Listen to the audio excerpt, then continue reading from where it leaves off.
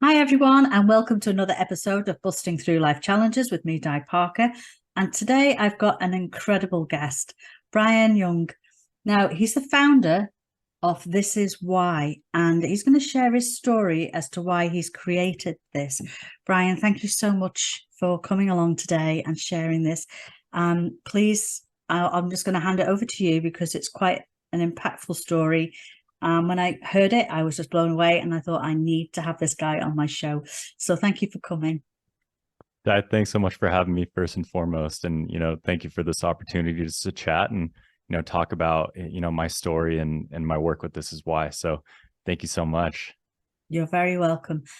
Please just start at the beginning where you feel comfortable, and I'm just going to sit back and listen at them.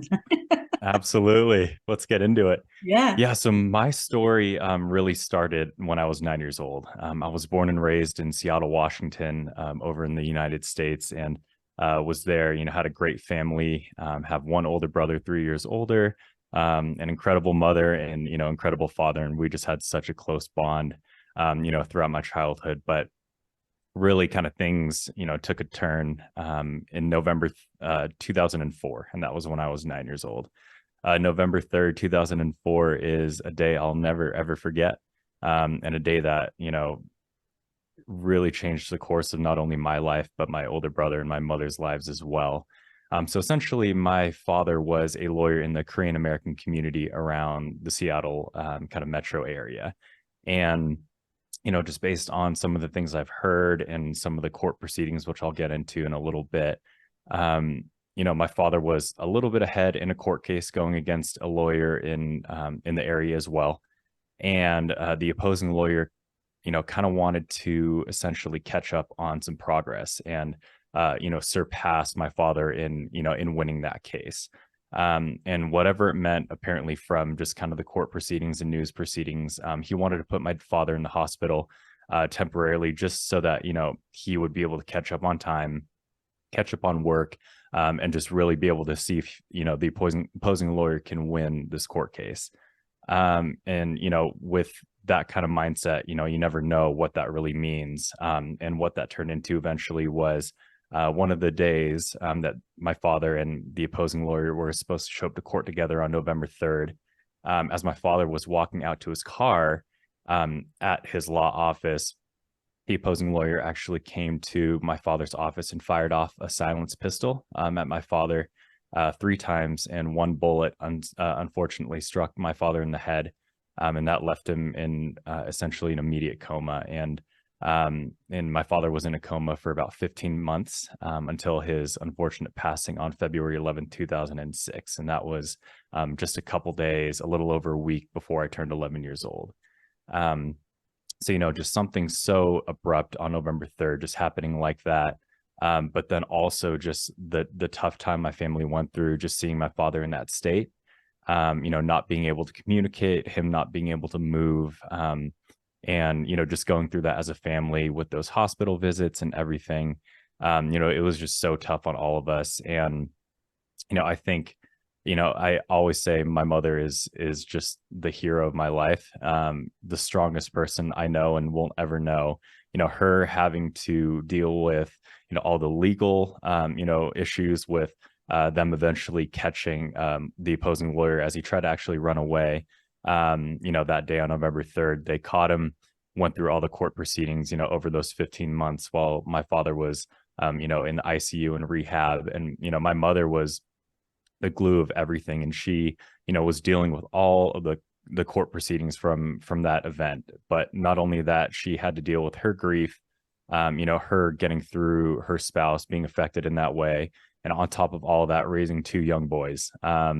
As I get older and older and really understand, or try to understand what that meant and how she did it, I still have no idea. It's truly incredible Brilliant from stuff. my Thank you. eyes.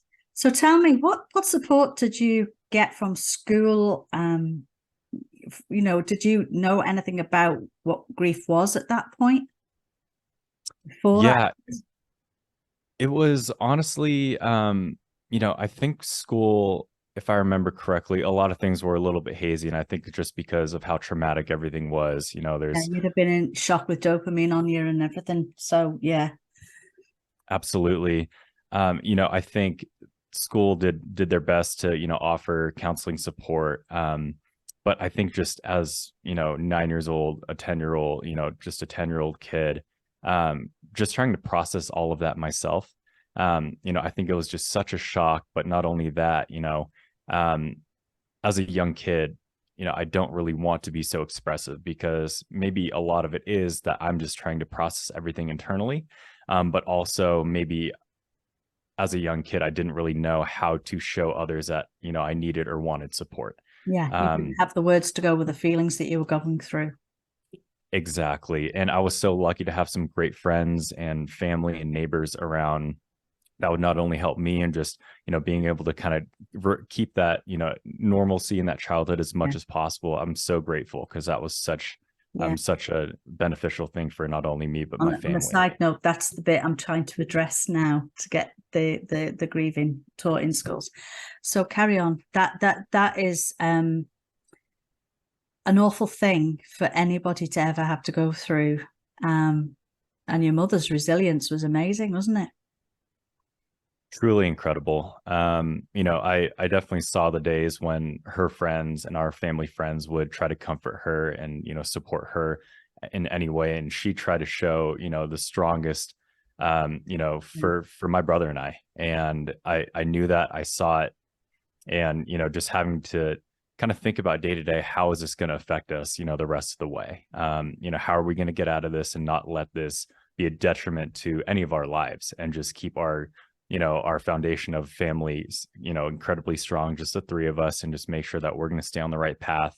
Um, and that was just something that I continue to look back on and just reflect on. And, I'm just more and more grateful, each and every day. So, the fact that, I feel like I'm doing okay today. My older brother's doing great over in Los Angeles, California.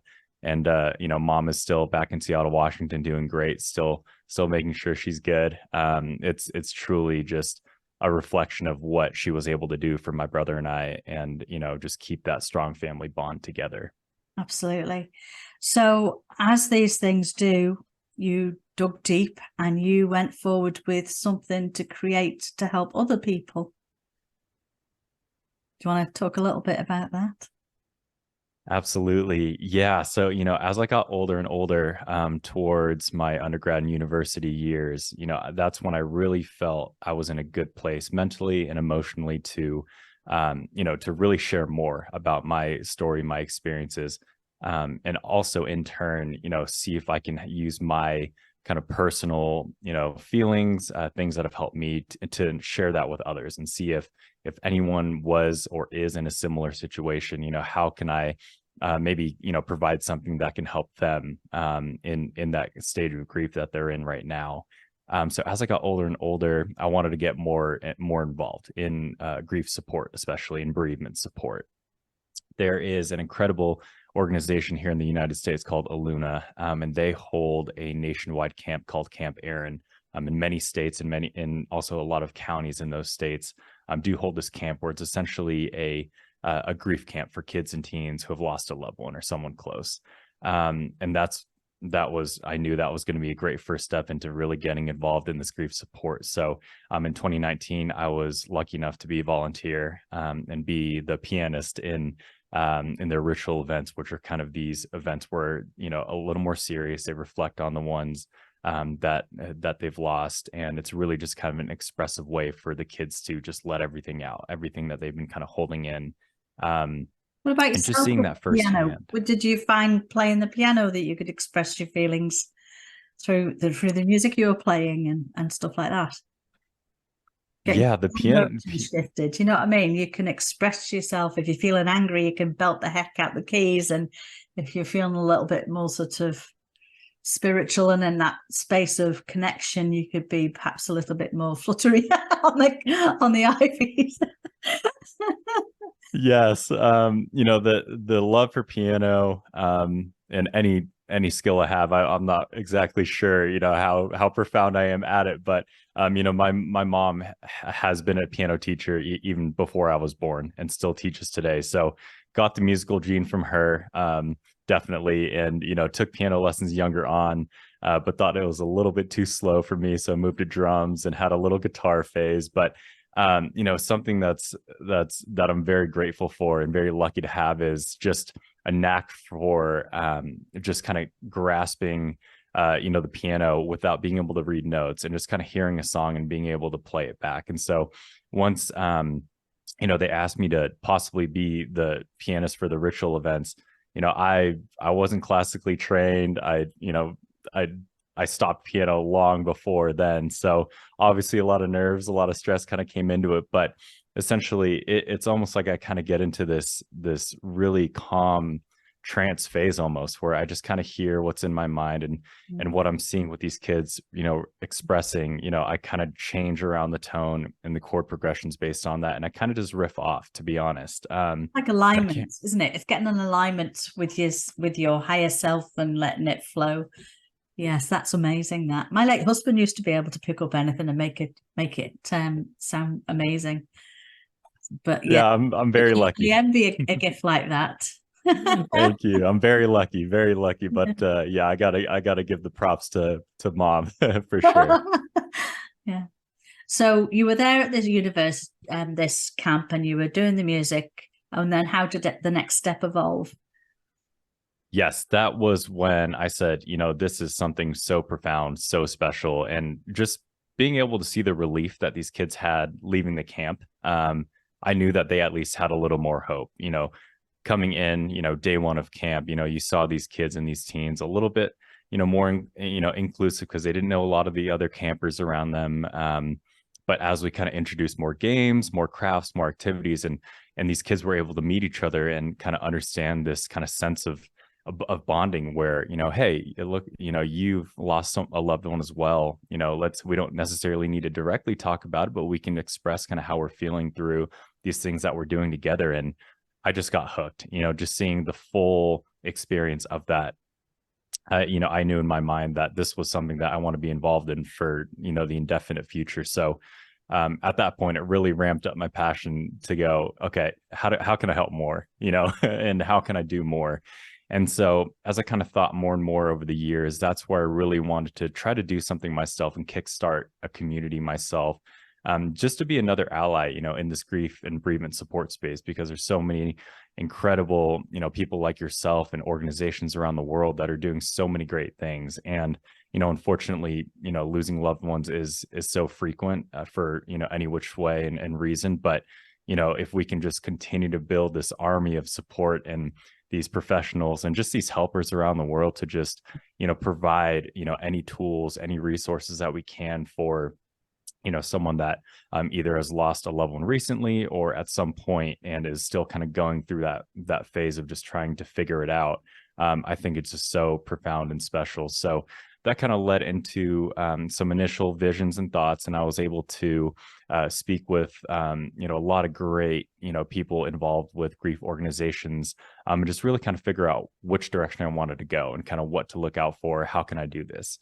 But ultimately in 2021, I felt like I was ready to get it kickstarted and just get going. So that led to This Is Why, which is essentially a grief support platform and community for individuals who have lost a parent as a child or teen. So it was really just me wanting to provide an expressive opportunity to essentially, in a blog kind of written format, be able to allow people to share their story, and just share whatever's on their minds, share their experiences, and just really kind of let that out, not only for themselves, but kind of have that reciprocity of healing for other readers as well, who might be going through something and just need a little bit of hope and strength. So that's really what I wanted to provide right then and there. So 2021 was when I got going with all of this. That's amazing.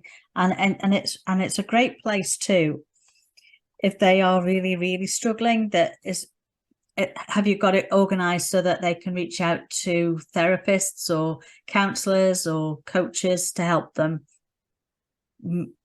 sort of work through what they're going through, because I know that children try to keep everything in because they don't have the language to use the feelings that is going on, and how that unresolved grief can just sit in there and eat away at them, and then they can explode in a classroom or whatever because they're just so frustrated with what's going on.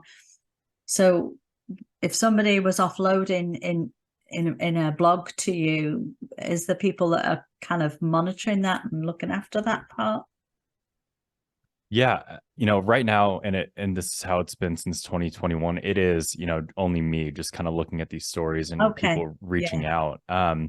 But what I think is so, so special is that, there might be some folks that have reached out, via email or a different, Yeah. mechanism. And, they don't necessarily want to make things public on the This Is Why on those platforms for This Is Yes. Why. And they just want to kind of share, is there anything that can help me, just personally? And, I always love that interaction just to be able to kind of share, anything that has helped me when, Yeah. when I was a child and teenager, just kind of figuring it out. So, Yeah. yeah, I try to do my best to have that personal interaction and make that resource or that tool tailored to, him or her. Yes, that's great. We're doing something similar over here, you see, but kind of not just, I mean, I know we've talked about what I'm doing for children, what I'm planning to do there, but for our community in general, to try and get that support there, to give them that place, that safe space to have the conversations that they need to and want to have without fear of it going anywhere else, but they can just offload. And hopefully then, if things are escalating in their lives, they've had that moment where they can feel that space to breathe again. So it's very important what you're doing, and God bless you for doing it, for sharing your own story and taking that sadness and actually making it into something that can help and reach out to other children in similar situations. It's amazing. Thank you so much. Yeah, it's, so important for me just because I knew how hard it was myself just to, share what I was thinking and wanting to ask for support. My mother wanted to get me into, counseling and see a lot of different counselors, and I never really resonated truly with any one of them because I think I was just, just a young boy, just trying to figure everything out myself. And the last thing I wanted to do is share with someone I hadn't, had met for the first time and didn't know well at all. So that kind of reflects in, one of the key facets of This Is Why is I never want to force anyone to share their story Yeah, or, have this absolutely. minimum level of vulnerability because everyone has their different level of comfort. Yes, yeah. So what's next then for you, Bryan? What's the vision for what you're doing and where you're going with everything? Have you got a bigger picture, or or is it one of those things that evolves as you're going? But I would imagine you're quite a forward thinker. Yes, it's definitely evolving because of what I'm seeing and learning more and more about in this grief support world. I'm still very new to it, but just seeing how folks like yourself and everyone involved in these support communities are doing such a great job just providing resources and providing these different tools. I try to take all that information in and see how can that relay to a future vision or a future plan that I have.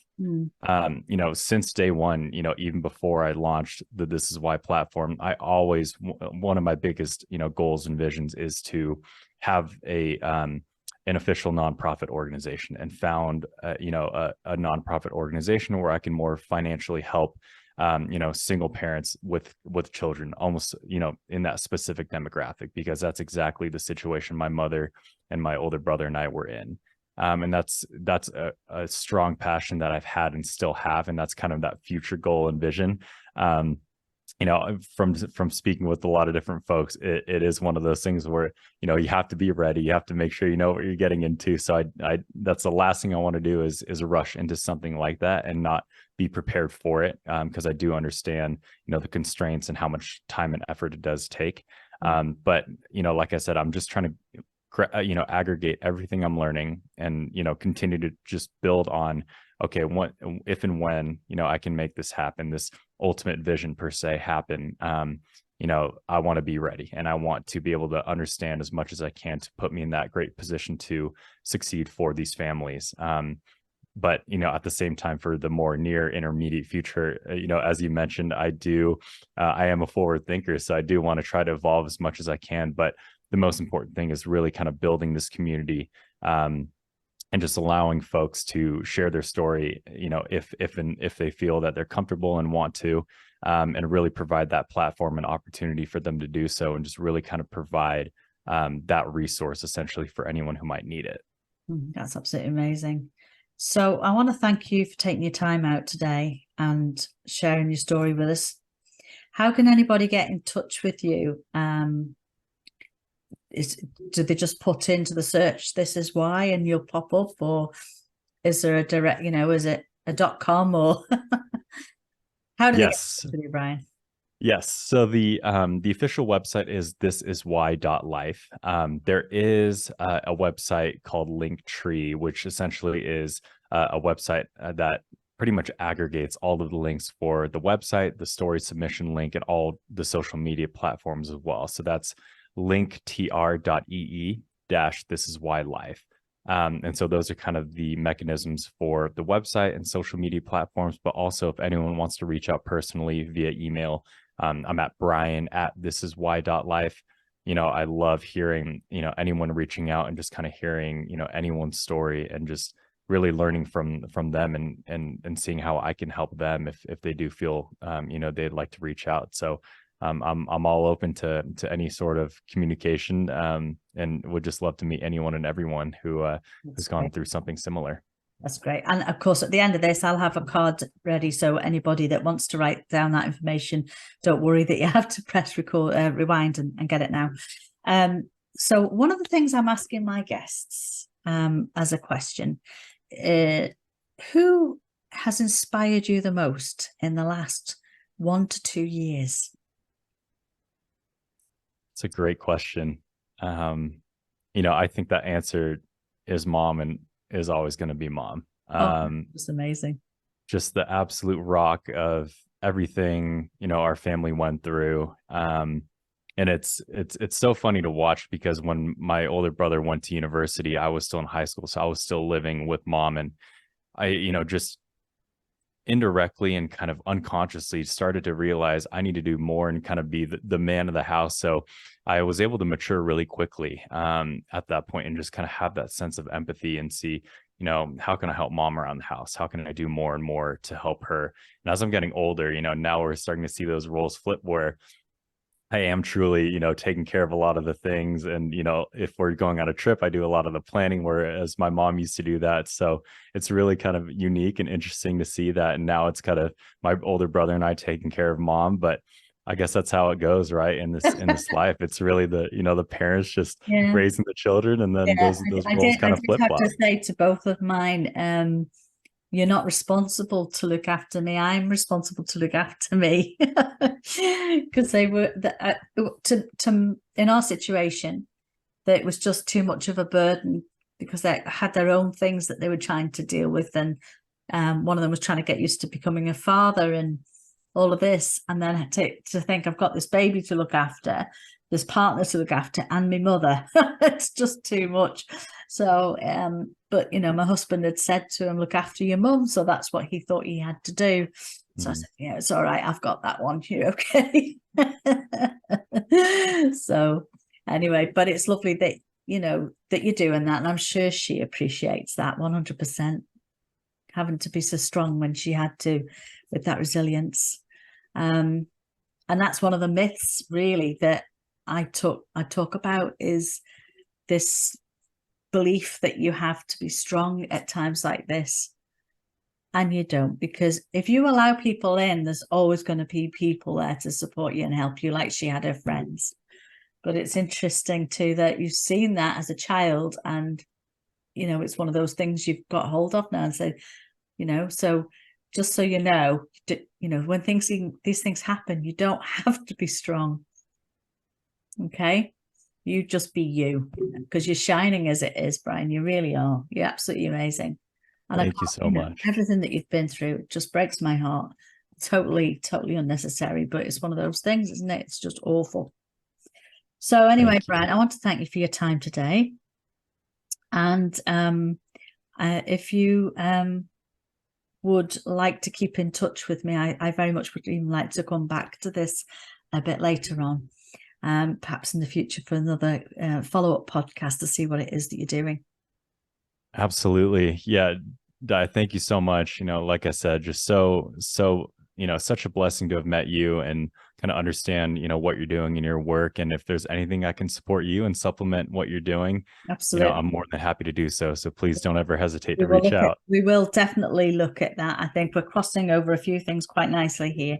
But for today, I want to thank you, and I'll see you again soon. Bye. Thanks so much, Di.